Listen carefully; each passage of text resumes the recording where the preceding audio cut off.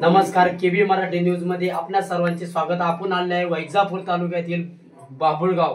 तर या संदर्भात श्री श्री 1008 कबा महाराज आपल्यासोबत, चैतन्य महाराज आपल्यासोबत लाईनवर जोडलेले आहात. त्यांनी आज जी आमुषा, तर या संदर्भात बाभुळगाव येथे त्यांनी कबा स्वतः गावकऱ्यांचा आग्रह आणि या संदर्भामध्ये त्यांनी नाही जी भेट दिली. तर या संदर्भात महाराज आपल्यासोबत लाईनवर जोडलेले आहात. महाराजांचा परिचय.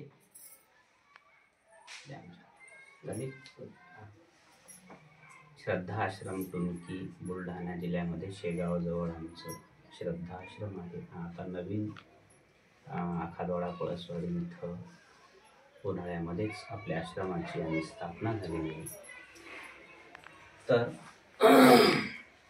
बघा, आज बाभुळगावच्या आणि भक्त मंडळीच्या आग्रहास्तव आज इथं आमचं येणं झालं आणि योगायोग सर्वांचा आग्रह झाला की दिवाळी या संदर्भात आज आपण काही विचार आपले मांडावे.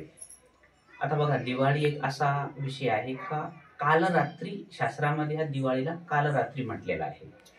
मग दिवाळीला आता खूप कन्फ्युजन असते, आता उद्या करायची दिवाळी की आज करायची, आणि हे नेहमीच. पण एवढं शॉर्टकट समजून घ्या, दिवाळी म्हणजे रात्रीचा सण आहे आणि काल रात्री म्हणजे या रात्रीमध्ये लक्ष्मी ही जागृत राहते आणि लक्ष्मीचा वास हा पाण्यामध्ये असतो. कशा? पाण्यामध्ये. म्हणून लक्ष्मीचे वडील कोण आहे किंवा लक्ष्मीचं माहेर कोणतं आहे? क्षीरसागर आहे. कोणतं?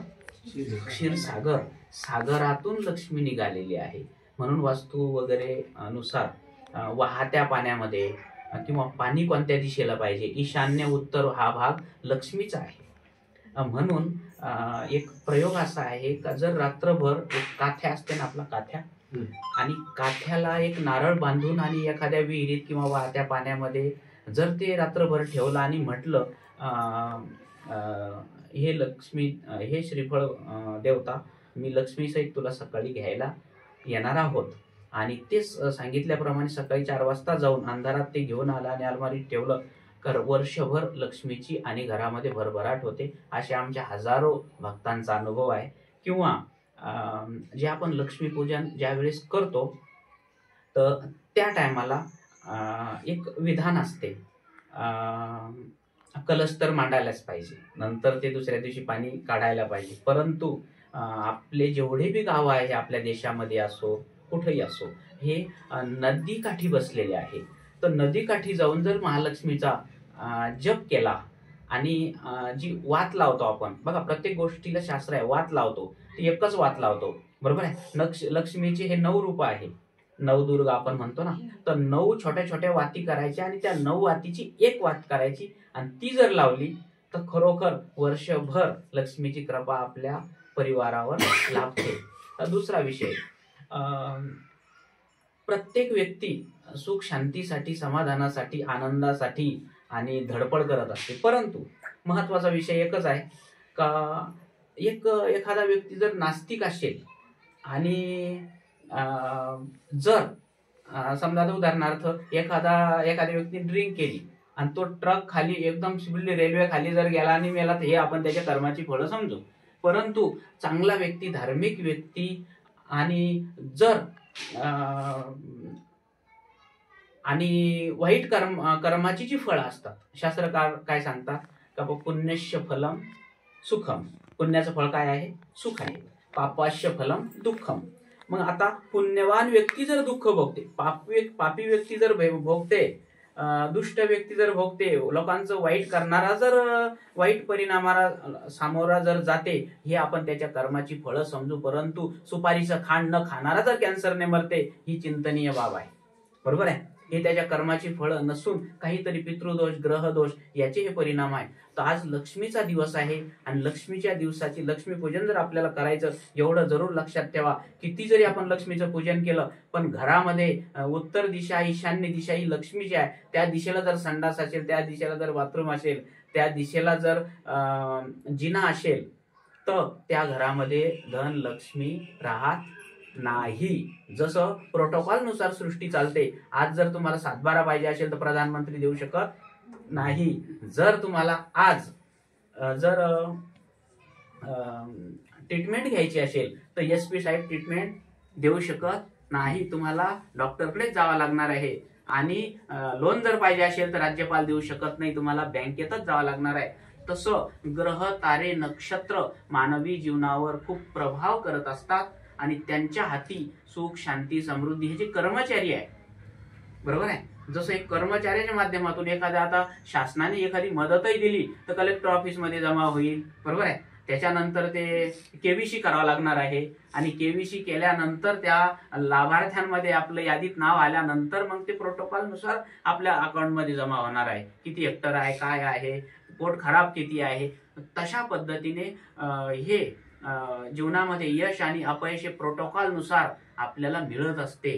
हे सहज फक्त आपले दिवे लावले, पुरणपोळ्या बनवल्या, पूजन केलं आणि लक्ष्मी प्राप्त होईल हा विषय नाही. एक भाजी बनवायची असेल त्यासाठी सुद्धा फोडणीच बसायला पाहिजे, तेव्हाच स्वाद येते.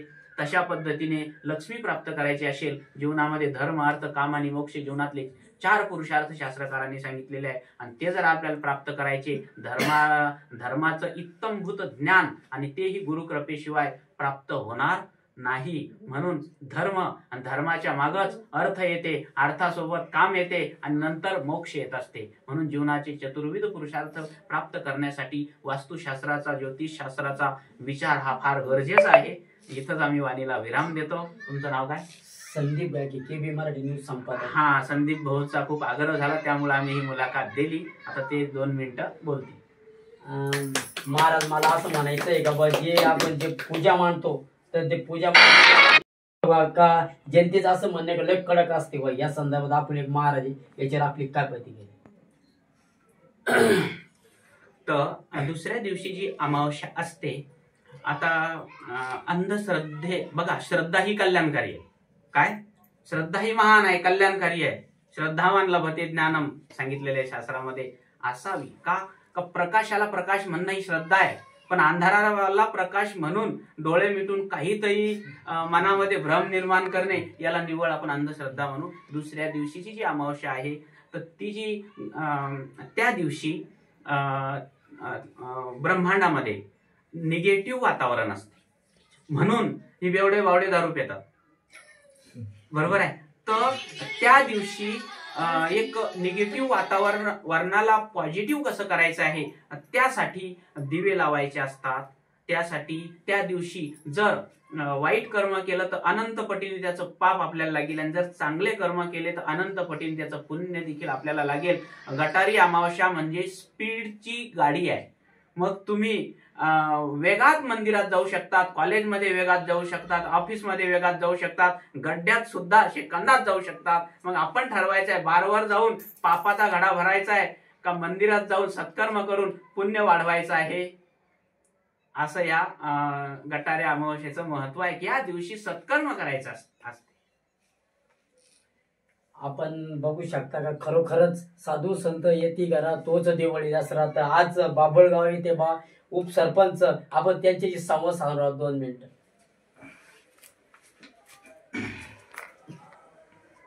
आपण आपल्यासोबत आज यांच्या घरी महाराजांचं जे आगमन झालं, आपण ते मन आहे ना, साधू संत येती घरा तोच दिवाळी दसरा, उपसरपंच लाईनवर जोडलेले आहात. आपला पहिला परिचय. माझं नाव बाळकृष्ण तुपे, उपसरपंच बाबुळगाव खुर्द. जे महाराजांनी तुम्ही आग्रह होता तुमचा आला लय दिवसापासून महाराज आपल्या घराला यावा, तर महाराज विषयी थोडे 2 शब्द. महाराज आमच्या मामांच्या घरी आलेले. आम्हाला हे महाराजांची कल्पना नव्हती येणार, पण महाराजांचा म्हणजे येणार हे फक्त आता 5 मिनिटापूर्वी आम्हाला कळलं. आम्ही मामांना फोन केला का मामा महाराज येणार आहे. आम्हाला 15 दिवसापूर्वी मामांनी बाबांचा व्हिडिओ ते पाठवला होता. महाराज आल्यामुळे आम्ही बाकीचे तिकडचे कार्यक्रम शांतीने बोला. तिकडचे कार्यक्रम सुद्धा थोडे मागे ठेवून आम्ही महाराजांच्या दर्शनासाठी इथपर्यंत आलेलो आहे. खरंच महाराजांच्या आमच्या श्री परब्रह्म गोपालनाथ महाराज इथं आमच्याकडे खरोखर एक मोठे महान संत होऊन गेलेले बाबा.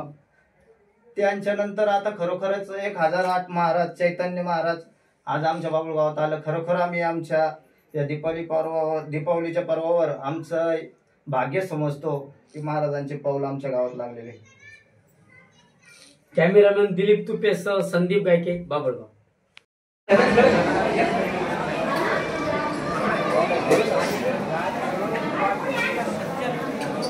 श्रीरामाला सांगायला महत्वाचं आहे. रामासारखी अयोध्येची मातीची रावणासारखी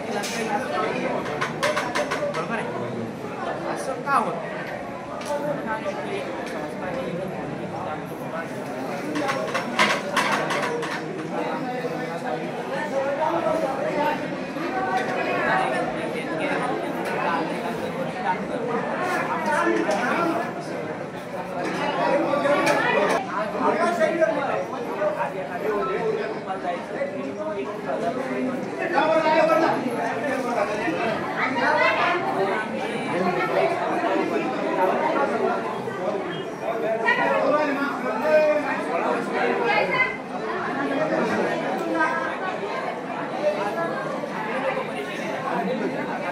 Gracias.